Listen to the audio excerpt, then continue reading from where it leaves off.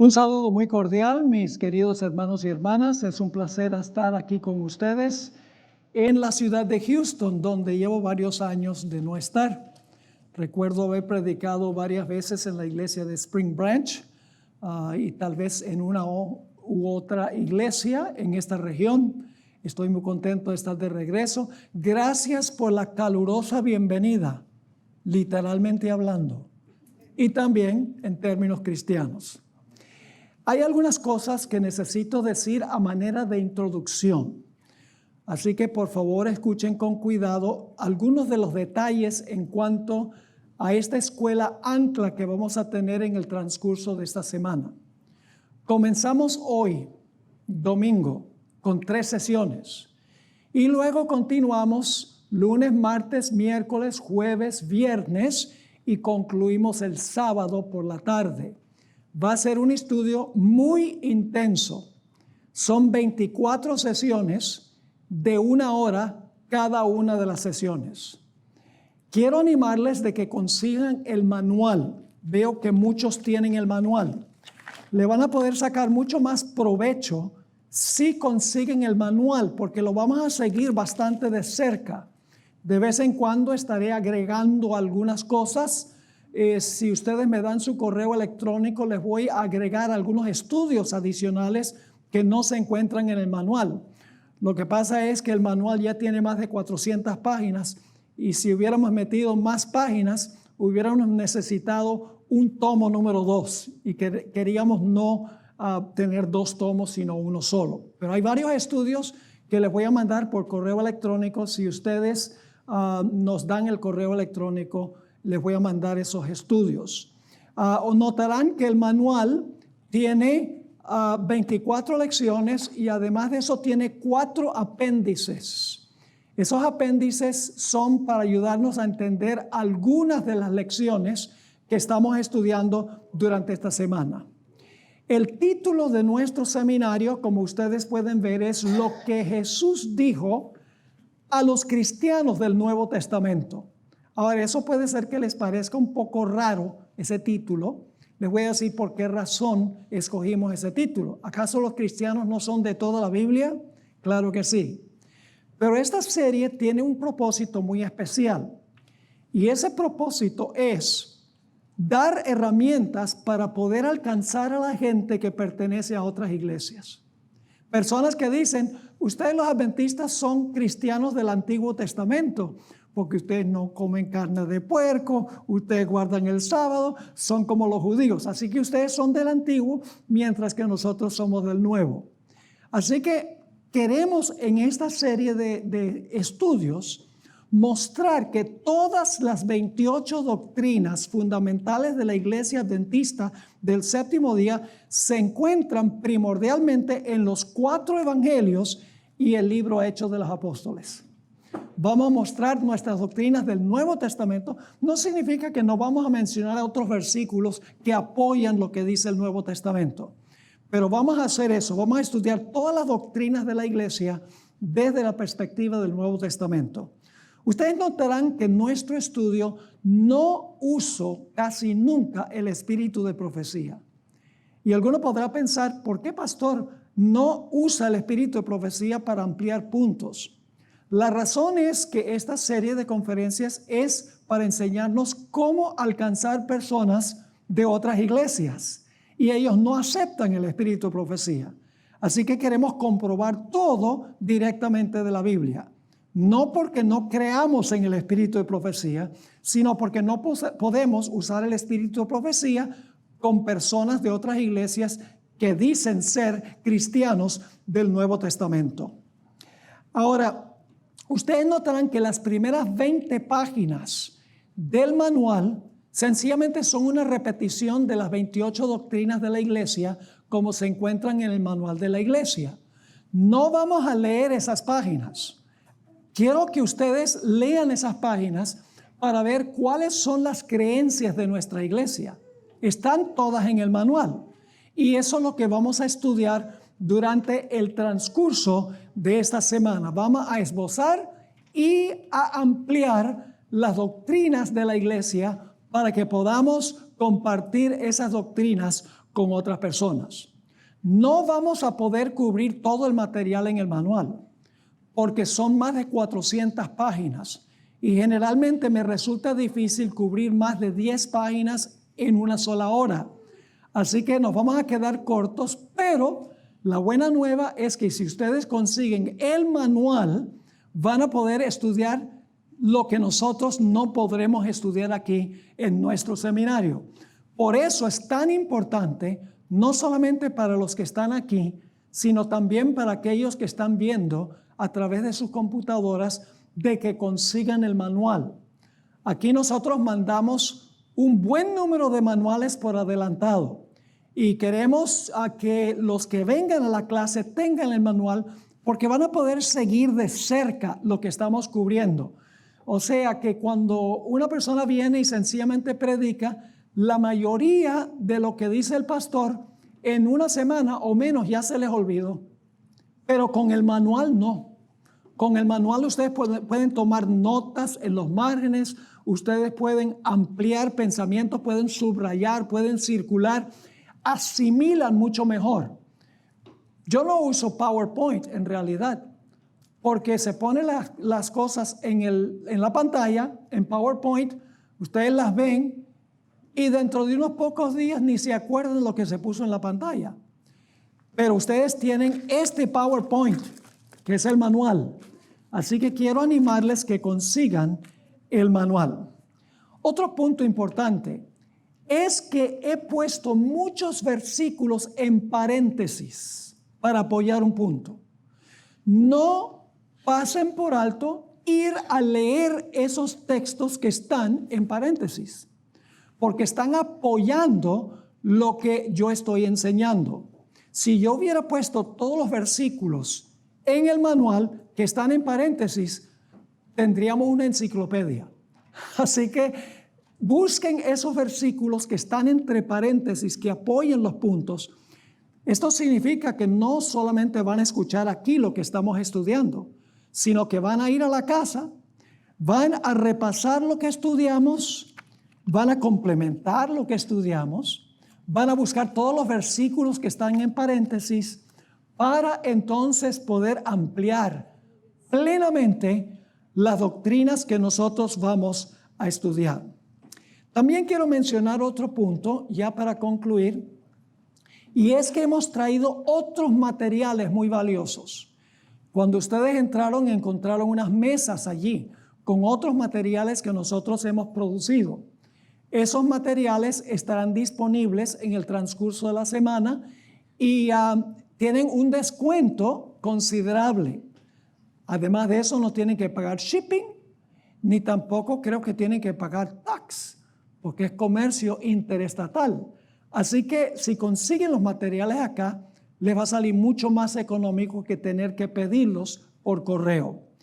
También estoy hablando de las personas que están viendo a través del internet. También pueden conseguir los materiales. Según entiendo, todavía hay manuales disponibles. Queremos animarles de que consigan el manual, que también tiene un precio descontado.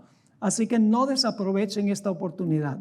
No es con el fin de conseguir dinero para el ministerio. Nuestro ministerio, Secrets Unsealed, en español Secretos Revelados, se sostiene en 95% de donaciones y solo 5% de ventas. Nosotros no vamos a morir como ministerio porque no vendemos nada. Ofrecemos el material porque queremos que la gente tenga el material, no porque es indispensable para mantener el ministerio funcionando. El ministerio funciona a base de personas que creen en lo que estamos haciendo y donan para apoyar lo que nosotros estamos haciendo. Ahora, quiero que vayan a la tabla de contenido que se encuentra en la página 1 de este manual y vamos a mirar la lista que tenemos aquí de doctrinas y enseñanzas que vamos a cubrir en el transcurso de esta semana.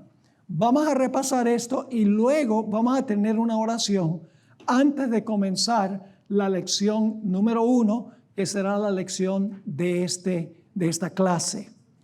Así que en la página 1 comienza la lista de capítulos que vamos a estudiar. En nuestra primera sesión vamos a estudiar en cuanto a lo que dijo Jesús de la palabra de Dios. En la lección 2 vamos a hablar de el amor incondicional de Dios según lo enseñó Jesús. Y vamos a tomar 3 parábolas de Jesús para estudiar esa lección.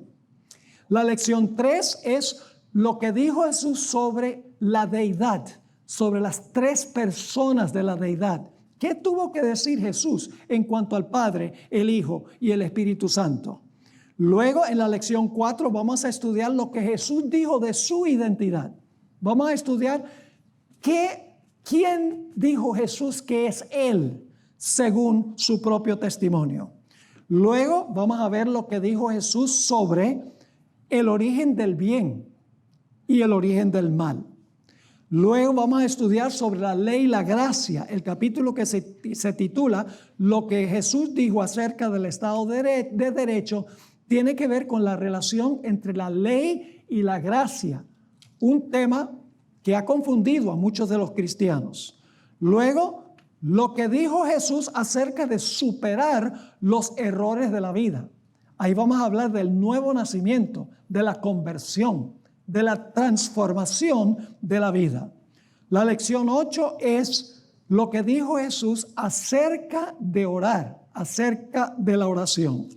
La lección 9 es lo que dijo Jesús acerca del matrimonio, el género, el ambiente, las relaciones familiares y el descanso. La lección 10, lo que dijo Jesús sobre el alivio del estrés. La lección 11, lo que Jesús dijo sobre el mayor engaño de la historia. Y ese mayor engaño de la historia se compone de los textos que usan los cristianos para decir que el domingo es el día de reposo. Vamos a analizar cada uno de esos textos que los usan mal para tener una explicación de nuestra posición. Luego, lo que dijo Jesús sobre la prueba del discipulado y lo que es el bautismo del Espíritu Santo. La lección 13, lo que dijo Jesús sobre el estado de los muertos. La lección número 14, lo que dijo Jesús sobre la paz en el Medio Oriente. Vamos a empezar a hablar de aspectos proféticos allí. Luego, la lección 15, lo que dijo Jesús en cuanto al rapto de los santos, la segunda venida.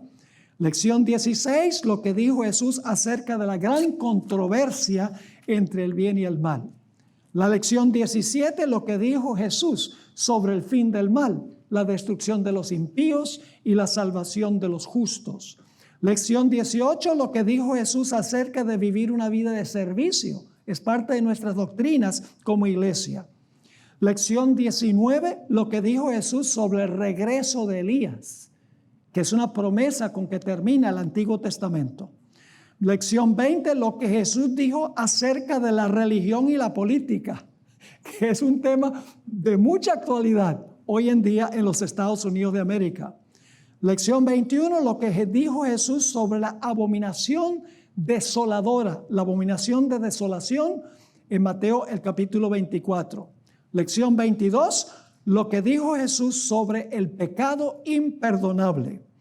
Lección 23, lo que dijo Jesús acerca de los profetas y los psíquicos. Jesús tuvo mucho que decir en cuanto a profetas. La lección número 24, lo que dijo Jesús acerca de las ordenanzas de la iglesia. Las ordenanzas de la iglesia son el bautismo, el lavamiento de los pies, la Santa Cena, etcétera, las celebraciones que tenemos en la iglesia adventista del séptimo día. Y luego tienen algunos apéndices. Hay 4 aquí. El primer apéndice, el riesgo de la pérdida eterna, es sobre la relación entre el Padre y el Hijo y el riesgo que tomó el Padre en enviar a Jesús y el riesgo que tomó Jesús en venir. Mucho más grande el riesgo que lo que nosotros pensamos. Y luego, la medida del perdón. ¿Cómo podemos tener seguridad de que Dios nos perdona a nosotros? Pues tenemos que perdonar a otros. Es una lección apasionante. Luego, el asunto que va con la lección 17, una cuestión de honestidad pura y simple ahí vamos a hablar de lo que dice la Biblia de los diezmos y las ofrendas, de la mayordomía. Y luego, el último apéndice se titula Mamón infiel. Es sobre los peligros del materialismo. Así que tenemos mucha tela que cortar en esta clase. Y vamos a disfrutar al máximo nuestro estudio. Y como les mencioné, les voy a estar añadiendo materiales. Si ustedes nos dan sus correos electrónicos, vamos a mandarle algunos estudios adicionales que he hecho alusivos a lo que estamos estudiando durante el transcurso de esta semana. Ahora sí vamos a tener una oración y entramos de lleno a la lección número 1. Oremos. Nuestro Padre y nuestro Dios, te damos gracias por el grato privilegio de abrir tu santo libro. Pedimos la presencia de tu Santo Espíritu, el que inspiró la Biblia, porque solamente con su ayuda podemos entender lo que Él inspiró. Así que acompáñanos, abre nuestras mentes para comprender, nuestros corazones para recibir, capacítanos para vivir en armonía con toda palabra que sale de la boca de Dios. Gracias te damos por escuchar y responder esta oración, pues te lo imploramos en el precioso nombre de Cristo, nuestro Salvador. Amén. Muy bien, vamos a seguir muy de cerca la lección. Así que los que tienen el manual tienen una gran ventaja sobre los que no tienen el manual. En este seminario nos centraremos principalmente en lo que Jesús enseñó en los 4 evangelios y el libro Hechos de los Apóstoles. Alguien podría objetar, los evangelios describen lo que hizo Jesús cuando estuvo aquí en la tierra. ¿Por qué incluimos el libro Hechos de los Apóstoles cuando Jesús ya se había ido al cielo? La razón es muy sencilla. Jesús le dijo a sus apóstoles que enseñaran todas las cosas que Él les había enseñado a ellos. Así que es inconcebible que los apóstoles hayan enseñado algo que Jesús no les enseñó a ellos. Así que podemos incluir el libro Hechos de los Apóstoles. Inclusive el apóstol Pablo, interesante, se encontró con Jesús o Jesús con él en el camino a Damasco. Y luego dice en Gálatas que el apóstol Pablo, quien era Saulo en ese tiempo, fue al desierto de Arabia por 3 años, a donde Jesús le enseñó allí personalmente. Así que podríamos incluir también las epístolas de Pablo, porque su maestro fue directamente Cristo Jesús. ¿Están entendiendo este punto? Ahora vamos a incluir también otros textos de la Biblia. No vamos a quedarnos exclusivamente en el Nuevo Testamento, porque hay muchos textos del Antiguo Testamento que corroboran lo que enseñó Jesús, lo que enseñaron los apóstoles y lo que se encuentra en el Nuevo Testamento. En nuestra primera lección estudiaremos lo que dijo Jesús sobre la palabra de Dios. Nuestro Señor destacó el valor de la palabra de Dios, de la Biblia, en la parábola del tesoro escondido. Vamos a leer eso en Mateo 13 y el versículo 44. Mateo 13, 44.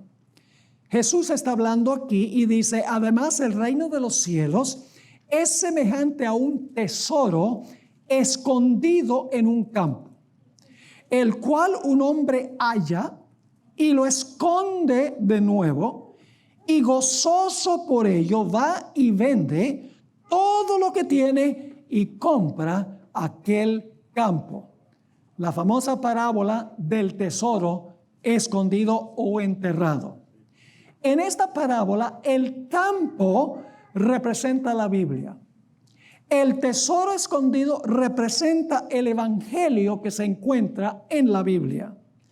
Y el deseo de la persona de dejar todo, de deshacerse de todo por comprar el tesoro, representa nuestra disposición de entregarlo todo por conseguir el tesoro que se encuentra en las páginas de la Sagrada Escritura. El campo contiene tesoros más preciosos que el oro y la plata. Y sin embargo, a pesar de que tenemos la Biblia, a donde está el tesoro, mucha gente ni lee la Biblia, ni se imagina que en la Biblia hay un precioso tesoro, el Evangelio, porque no cavan para conseguir el tesoro. Trágicamente, las masas pasan inadvertidamente sobre el lugar donde está enterrado el tesoro y ni siquiera se dan cuenta que debajo de la superficie de la Biblia hay un tesoro incalculable. El sabio Salomón escribió que la instrucción de Dios es más preciosa que el oro y la plata. Fíjense en Proverbios, el capítulo 16 y el versículo 16, nos aseguró lo siguiente: mejor es adquirir sabiduría. ¿Y dónde consigue uno sabiduría? En la palabra de Dios. Mejor es adquirir sabiduría que oro preciado. Y adquirir inteligencia vale más que ¿qué? Vale más que la plata. Mientras que el mundo está buscando dinero, mientras que está invirtiendo en la bolsa, mientras que está acumulando propiedades, ignoran que hay un campo con un tesoro mucho más precioso que lo que ellos están acumulando. David, el salmista, escribió en el Salmo 119:72, mejor me es la ley de tu boca que millares de oro y plata. La palabra de Dios vale más que el oro y la plata. Estas declaraciones sobre el valor inestimable de la sabiduría está por encima de la plata y el oro. Esto nos recuerda que Jesús es la sabiduría de Dios. Y la Biblia es una revelación ¿de quién? Es una revelación de Cristo Jesús. Noten lo que dice Proverbios 2 y el versículo 1 al 5 sobre la importancia de la palabra de Dios.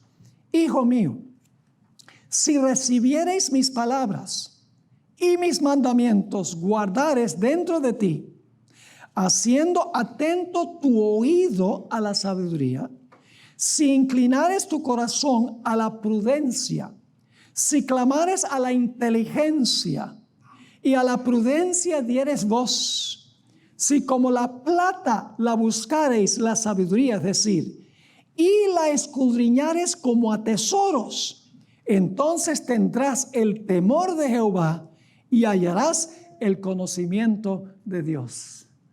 Según Jesús y según el sabio Salomón, el tesoro que está en la Biblia es más precioso que todo el oro y toda la plata que se encuentra en este mundo. Entonces, ¿por qué nos preocupamos por acumular las cosas materiales e ignoramos el tesoro que se encuentra debajo de la superficie de la Sagrada Escritura?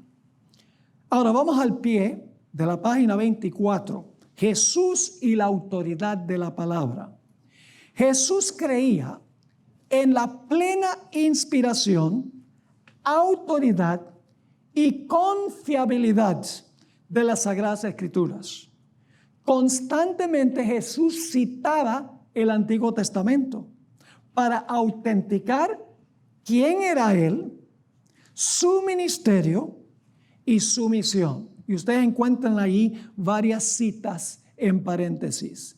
De hecho, Jesús afirmó en dos pasajes primordialmente, Juan 5:39 y el versículo 45 al 47, y después de su resurrección en Lucas 24:25 al 27 y los versículos 44 y 45, Jesús afirmó que todo el Antiguo Testamento, sin excepción, apuntaba hacia Él.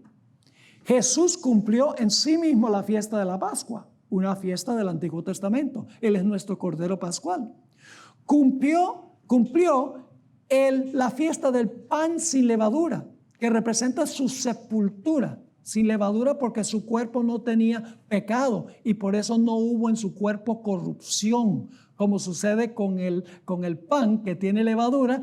Últimamente le sale moho, pero el pan sin levadura no.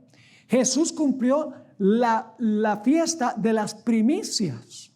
Él es las primicias de los que resucitaron, según el apóstol Pablo, y cumplió lo que ocurrió también en el día del Pentecostés. No podemos entender el Nuevo Testamento sin el Antiguo, porque Jesús constantemente se refirió al Antiguo Testamento como cumplido en él. Por esa razón, decir yo soy cristiano del Nuevo Testamento, la persona no sabe lo que está diciendo, porque es imposible conocer el Nuevo sin conocer el Antiguo. Por ejemplo, Jesús dijo que Él es el Cordero de Dios. ¿Cómo entenderíamos eso si no tuviéramos Antiguo Testamento? La gente mira y dice, bueno, yo no veo que tenga 4 patas, no quiero ser irreverente, ¿no? Yo no veo que tenga lana. La gente estaría perdida de Jesús decir yo soy el Cordero.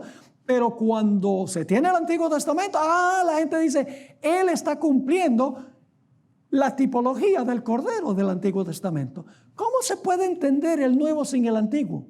Es una imposibilidad en realidad. Ahora, hablemos del propósito de la palabra. El único propósito de estudiar la Biblia es encontrar a Jesús y desarrollar una relación personal con Jesús. No venimos a la Biblia para aprender simplemente algo, sino para conocer a alguien. No escudriñamos las Escrituras para ser informados, sino para ser transformados. No estudiamos la Biblia para aprender hechos, sino familiarizarnos personalmente con la persona hacia quien apuntan esos hechos. El propósito del estudio de la Biblia no es obtener información, sino recibir salvación. El propósito del estudio bíblico es conocer el quién y no solamente el qué. Así que si estamos leyendo la Biblia sencillamente como un libro académico y no nos conduce a Jesús, de nada vale. Porque el propósito de la Biblia es traer salvación en Cristo Jesús. Es tener un encuentro personal con Él. Jesús es la palabra de Dios en persona. ¿Sabe que Jesús está en 2 lugares a la vez? En el cielo está corporalmente, pero en la tierra está en un libro, en la Biblia.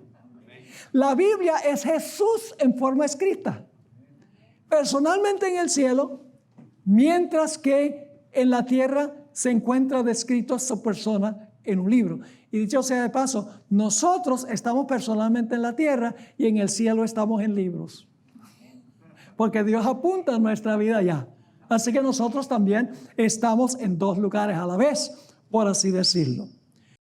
¿Necesitas una aplicación de streaming centrada en la fe y al alcance de tu mano? Conoce la aplicación de Zoom TV. Imagina esto: cada serie de teología que hemos producido en el canal y que tanto te gusta, lista para ser vista en cualquier momento y en cualquier lugar. La aplicación de Zoom TV no es solo otra aplicación de streaming, es tu compañera digital para descubrir verdades bíblicas asombrosas.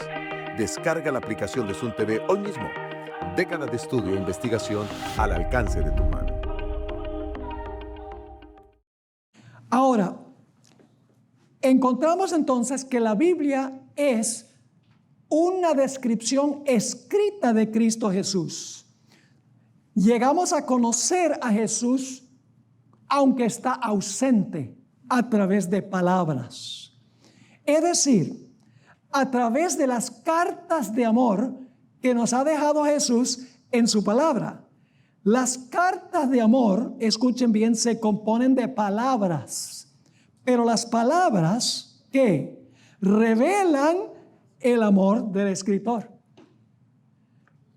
Cuando yo estudié teología en Colombia, mi esposa y yo nos escribíamos esquelas. Tal vez no conoce esa palabra. Todos los viernes nos mandábamos una cartica expresando palabras. ¿Las que expresaban esas palabras? Expresaban amor. La Biblia es la carta de amor del Señor Jesucristo. El propósito de la carta de amor, como Jesús está ausente, nos escribe cartas. Y las cartas están en la Biblia. Y cuando leemos la Biblia, estamos leyendo en cuanto al amor que tiene Jesús para con nosotros. El propósito de la carta de amor es conocer y amar a la persona que las palabras describen. En cierto sentido, las palabras describen el corazón de Jesús. Los sentimientos, los pensamientos y las emociones que siente Jesús para con nosotros. Al leer la Biblia, estamos captando un vistazo del corazón de Jesús. No es cuestión solo de leer las palabras de la Biblia, sino saber que en la Biblia Cristo nos está escribiendo una carta de amor. Y a través de las palabras captamos cómo se siente Él para con nosotros. Ahora hablemos de la naturaleza y el poder de la palabra. Estamos en la página 25. Esta sección es muy importante. Según Jesús, la palabra de Dios es poderosa porque cumple lo que promete. Lo que la Biblia promete lo hace. Se implementa en la acción. La Biblia promulga lo que contiene. Dios habló, escuchen bien, Dios habló y el mundo del caos se llenó y llegó a estar en orden. ¿Cuánto poder tiene la palabra de Dios? Si Él habló y existió, la palabra tiene tremendo poder. De la misma manera, la palabra de Dios tiene dentro de sí mismo el poder de recrear un corazón humano y poner las vidas nuestras en orden. Jesús habló y calmó una tormenta. Jesús echó fuera demonios con su palabra. Jesús habló y sanó enfermos. Inclusive Jesús habló y resucitó a los muertos. Esa es la clase de poder que tiene la palabra. Cuando Dios habla, su palabra hace lo que la palabra dice. Ahora, yo quiero darles un ejemplo. Ustedes encuentran aquí en paréntesis esta historia en la parte de arriba de la página 26, pero ahora voy a usar algo que encontramos ahí en paréntesis. Por eso les digo, necesitan buscar los versículos que están en paréntesis, porque aquí estamos tocando solo la superficie. Este documento está lleno de versículos. Hay que dedicarles tiempo. Estudiar este manual va a tomar tiempo, pero les aseguro que vale la pena buscar todos los versículos. Fíjense lo que dice Isaías 55, 10 y 11 sobre el poder de la palabra. Cuando Dios habla su palabra, dice en Isaías 55, 10 y 11: porque como desciende de los cielos la lluvia y la nieve, y no vuelve allá, sino que riega la tierra y la hace germinar y producir, y da semilla al que siembra y pan al que come. Ahora viene la comparación. Así será, ¿qué cosa? Mi palabra que sale de mi boca.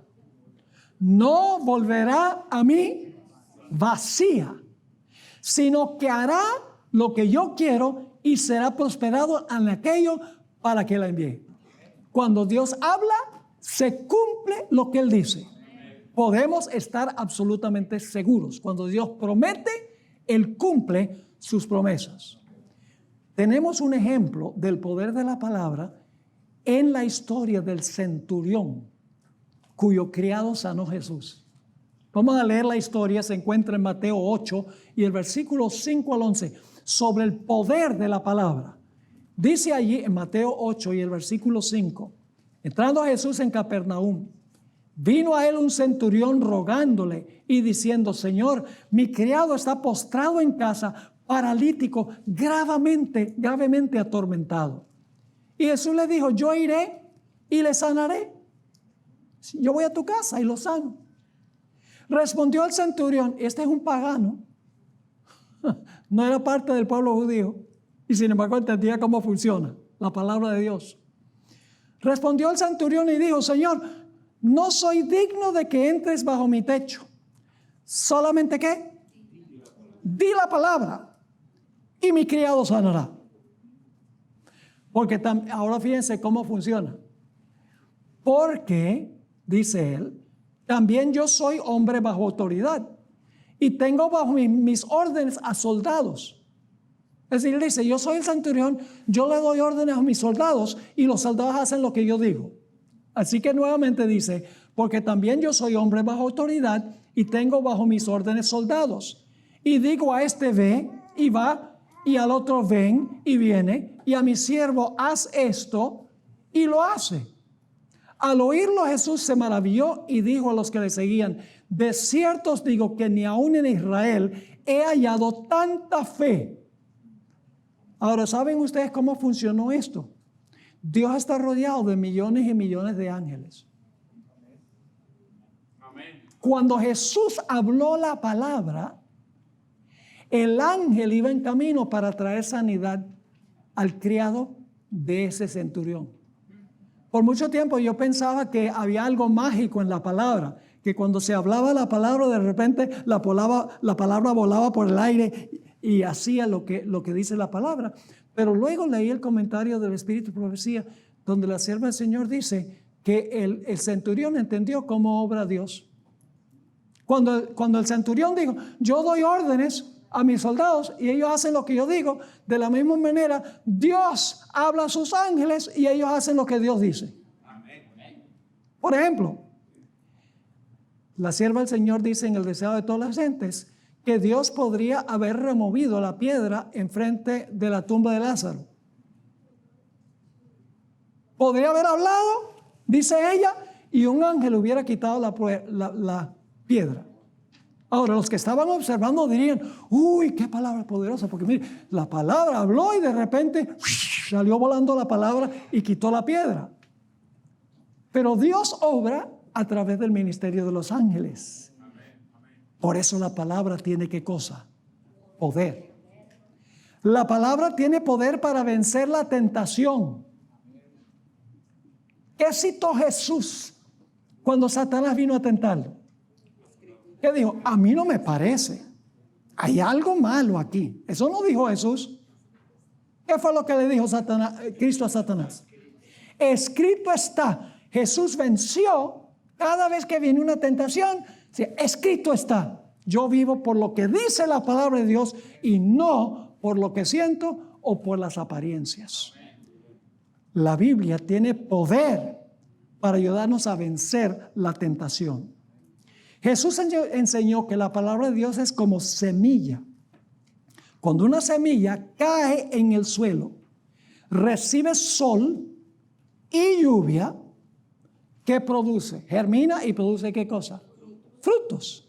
De la misma manera, cuando Dios planta la semilla en el corazón del ser humano y derrama sobre ella lluvia, que representa el poder de ¿quién? Que representa el agua, la lluvia. Hablamos de la lluvia ¿qué? Tardía, que es el Espíritu Santo. Cuando Dios siembra la semilla en el corazón, la riega con el poder del Espíritu Santo y lo pone a la luz del sol de justicia, Cristo Jesús, en nuestra vida, nosotros también producimos fruto para honra y gloria de Dios. Por eso el salmista dijo que él colocó la palabra de Dios en su corazón para no pecar contra Dios.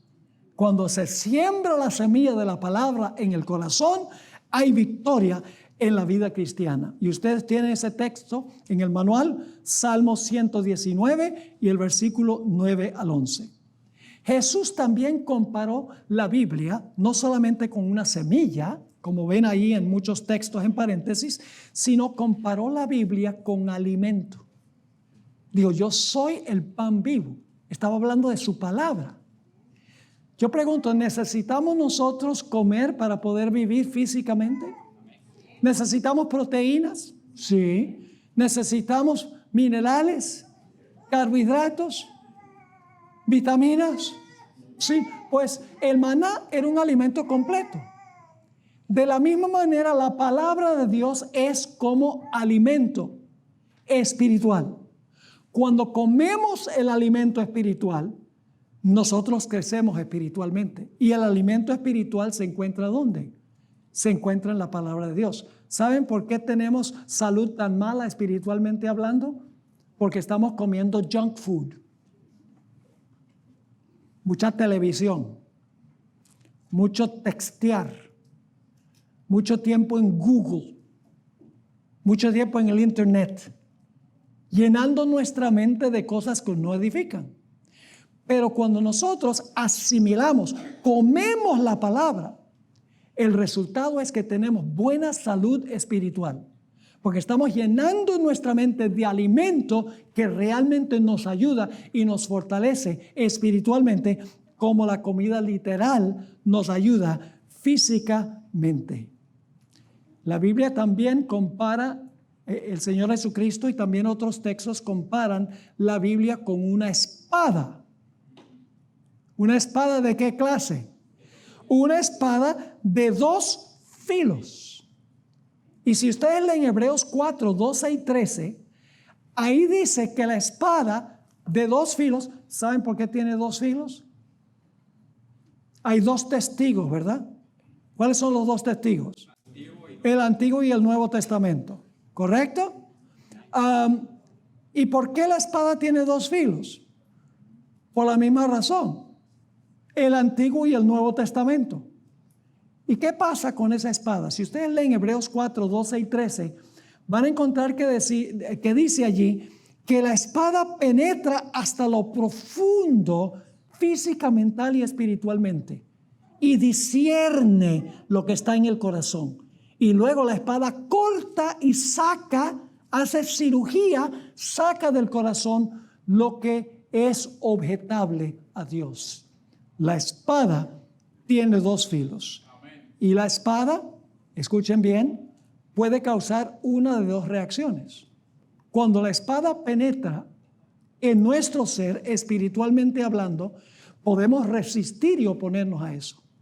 Pero cuando permitimos que la espada entre, según Hebreos 4, discierna las intenciones del corazón, entonces podemos darle permiso a la espada para que la espada corte todo lo que es putrefacto, todo lo que necesita salir de nuestra alma y nuestro corazón. Es decir, la espada puede suavizar o puede endurecer. Recuerdan que Jesús dijo, no he venido a traer paz, sino que no he venido a traer paz sino la espada. Eso suena raro como para el príncipe de paz, que Jesús vino no a traer paz sino espada. ¿Qué quiso decir Jesús? Sencillamente quiso decir que la espada, la Biblia, puede causar una de 2 reacciones. Número 1, pueden permitir que la espada entre y haga su obra, corte lo que necesita ser cortado y sacado de la vida. Pero también la predicación de la espada puede causar oposición. Porque Jesús dijo que los mismos miembros de la familia iban a levantarse en contra de uno, porque uno presentaba la verdad que se encuentra en la palabra de Dios. Es decir, la Biblia puede causar una reacción positiva o una reacción negativa. Jesús habló con autoridad, porque siempre citó la palabra escrita, como podemos ver en los siguientes ejemplos. Yo no sé si ustedes han notado, pero cada vez que los fariseos y los saduceos y los escribas traían una objeción para poner a Jesús entre la espada y pared, Jesús nunca decía, bueno, ¿y qué dice este erudito? ¿Y qué dice este rabino? Nunca. Jesús siempre contestó la objeción con la palabra de Dios. Por ejemplo, en las tentaciones, ¿qué citó Jesús? La palabra de Dios. Cuando comenzó su ministerio, citó Isaías, el Espíritu del Señor Jehová es sobre mí. Dijo en Juan 5 que Moisés habló de él. Cuando surgió el problema de Corbán, en Marcos el capítulo 7, el Señor Jesucristo citó al profeta Isaías, este pueblo de labios me honra, pero su corazón está lejos de mí.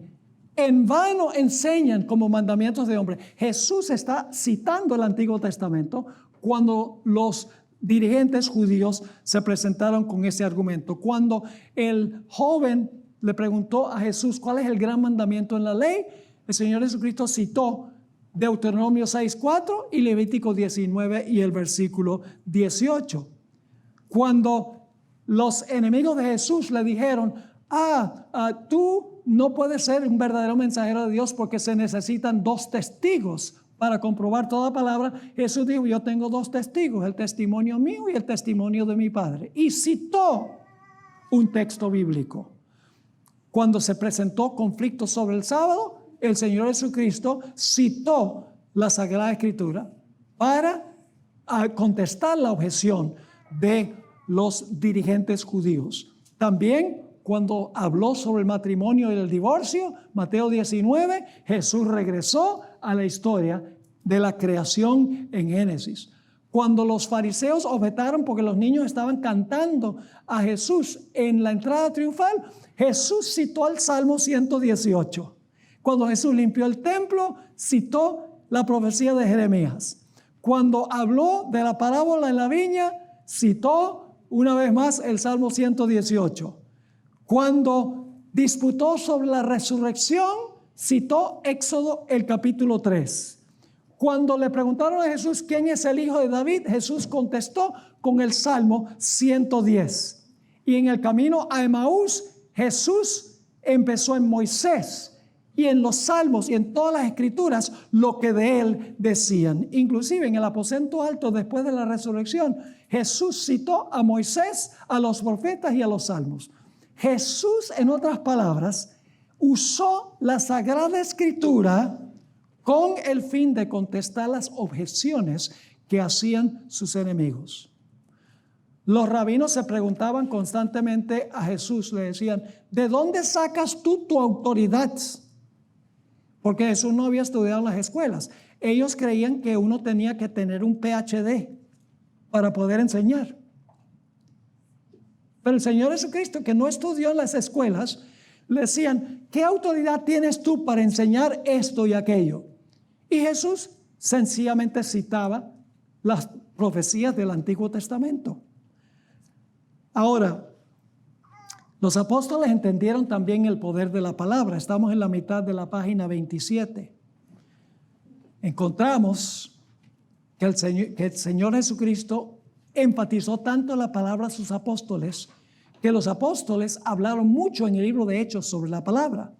Por ejemplo, encontramos expresiones como esta: recibieron con gusto la palabra, escucharon la palabra y creyeron. Con toda audacia los apóstoles hablaron la palabra, ministraron la palabra de Dios aumentó, predicaron la palabra. Todas son expresiones que están en el libro de Hechos. ¿Habían aprendido los apóstoles el poder de la palabra y la primacía de la palabra? ¿Cómo no? Ahora, ustedes recuerdan que el Señor Jesucristo dio la parábola del sembrador y dijo que había 4 clases de terreno. Estamos al pie de la página 27. ¿Qué representa el campo a donde se siembra la semilla? Representa el mundo. ¿Quién es el sembrador? Jesús. ¿Qué es la buena semilla? La buena semilla es la palabra de Dios. Y la semilla cae en ¿cuántas clases de terreno? En 4 clases de terreno. Son 4 clases de corazones. La semilla que cae junto al camino es la semilla que cae, digamos, aquí, podría caer aquí en esta alfombra. ¿Va a germinar? ¿Va a crecer? ¿Va a producir fruto? No. Son los que oyen la palabra y enseguida la rechazan. No le dan una segunda opinión. Y luego tenemos las que cayeron en terreno pedregoso, que al principio brotan y luego entonces, como no hay profundidad, el sol sale y la planta se seca y se muere. Esos son los que tienen una religión emocional, a donde cuando escuchan la palabra se emocionan, pero no tienen profundidad de convicción en su relación con Jesús. Y luego tenemos lo que fue sembrado entre los cardos y las espinas. Jesús dijo que eso representa las preocupaciones de este mundo, el engaño de las riquezas y los placeres de esta vida que vienen como son las espinas y matan la semilla antes de que pueda crecer y pueda fructificar. Y luego está la semilla que cayó en buena tierra. Esa es la semilla que penetra hasta las profundidades del corazón y transforma a la persona para que produzca fruto en su vida. Así que Jesús tuvo mucho que decir en cuanto a la palabra. Ahora, notemos para terminar algunos principios que debemos aplicar cuando vamos a estudiar la Biblia. En primer lugar, cuando venimos a la Biblia, tenemos que tener un corazón sincero. Tenemos que decir, como dijo Samuel, habla, Señor, que tu siervo oye. No podemos venir a la Biblia con ideas preconcebidas. No podemos venir a la Biblia ya queriéndole imputar a la Biblia nuestros conceptos. Eso hacen muchos de los que guardan el domingo. Tratan de buscar versículos para comprobar que el domingo es el día de reposo, en vez de ir a la Biblia y dejar que la Biblia dicte y que la persona acepte lo que dice la Sagrada Escritura. El Señor Jesucristo dijo claramente que si nosotros queremos conocer la verdad, Dios nos va a revelar la verdad, según Juan 7 y el versículo 17. Otro principio es que debemos perseverar en el estudio de la Biblia. Debemos buscar el tesoro, debemos excavar, porque el tesoro no está. Mire, si hubiera tesoros por ahí encima de la tierra, por todas partes, perdería su valor. Pero la Biblia tiene tesoro adentro. ¿Y qué hay que hacer? Hay que cavar, hay que estudiar, hay que escudriñar. Jesús no dijo, leed las Escrituras. Jesús dijo, escudriñad las Escrituras. Otro principio es que nunca debemos estudiar la Biblia sin orar. La palabra de Dios sin orar. Porque el Espíritu Santo inspiró la Biblia. Y por lo tanto, solo el Espíritu Santo puede explicarnos lo que el Espíritu Santo inspiró. Así que siempre comenzamos nuestro estudio con la oración. Martín Lutero dijo, la oración es la mejor mitad del estudio. Y tenía razón. Porque si leemos la Biblia sin oración, sin la ayuda del Espíritu Santo, vamos a caer lamentablemente en errores. Y luego finalmente, y esto es tal vez algo que para muchos es difícil, es que una vez que descubrimos la verdad en la palabra de Dios, es necesario obedecer lo que hemos estudiado. Obedecer lo que dice la Biblia. Así que los principios son estudiar la Biblia con corazón abierto, sin ideas preconcebidas. En segundo lugar, cavar profundo, dedicarle tiempo al estudio de la Biblia. En tercer lugar, orar para pedir la ayuda del que inspiró la Biblia. Y en último lugar, estar dispuestos de obedecer lo que nosotros descubramos. Por eso el Señor Jesucristo dijo en Lucas 11:28, bienaventurados los que oyen la palabra de Dios y la guardan. Muy bien. Y en Mateo 7:21 al 26, Jesús dijo, no es el que me dice Señor, Señor, sino el que hace la voluntad de mi Padre, que finalmente se salvará. Así que esta es la lección. Ustedes pueden leer ahí la historia final. Es una historia fascinante que ilustra todo lo que hemos estudiado específicamente en esta lección. No olviden buscar todos los versículos en paréntesis. Hay mucho más que lo que hemos cubierto específicamente en esta clase. Dios les bendiga. ¿Sabías que existe un ministerio cuya misión es proclamar la verdad de Dios al mundo y el mensaje final de Dios? ¿Cómo cambiaría el mundo si más personas conocieran el mensaje eterno de esperanza? Zoom TV es igual a Secret San Sil Ministry Televisión. Es un ministerio de enseñanza bíblica 100% de apoyo a la Iglesia Adventista del Séptimo Día. Fue fundado en el año 2002 por un grupo de fieles miembros de iglesia y el pastor Esteban Bor. con una misión clara: proclamar la verdad presente en el tiempo del fin.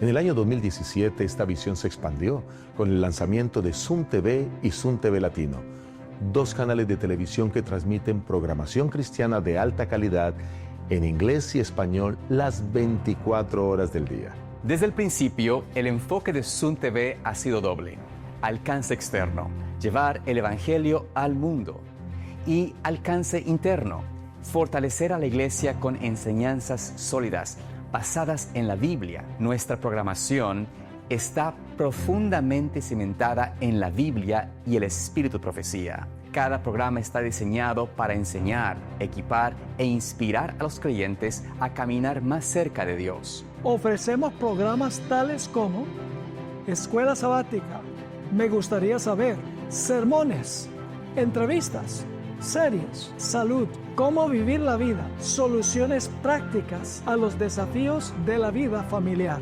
programas de música sagrada compartidos por personas de diferentes lugares y trasfondos. Pero este ministerio es más que televisión. Cada mes, nuestros pastores aceptan invitaciones para predicar y enseñar en todo el país, en los Estados Unidos y en todo el mundo. Nuestro equipo pastoral, junto con un dedicado equipo de medios, trabaja incansablemente para proclamar el mensaje de Jesucristo al mundo entero. Y hemos visto a Dios obrar de manera poderosa. Personas de todos los continentes, desde grandes ciudades hasta aldeas remotas, están sintonizando, escribiendo y compartiendo cómo este mensaje ha transformado sus vidas. Este impacto global sigue creciendo más allá de lo que imaginamos. Y tú formas parte de él. Esto es Zoom TV, Secrets Unsealed Ministry, un ministerio que proclama la verdad presente en el tiempo del fin. Prepara corazones para el regreso de Jesús y se une con iglesias como la tuya para cumplir la misión. Zoom TV, unidos en la misión.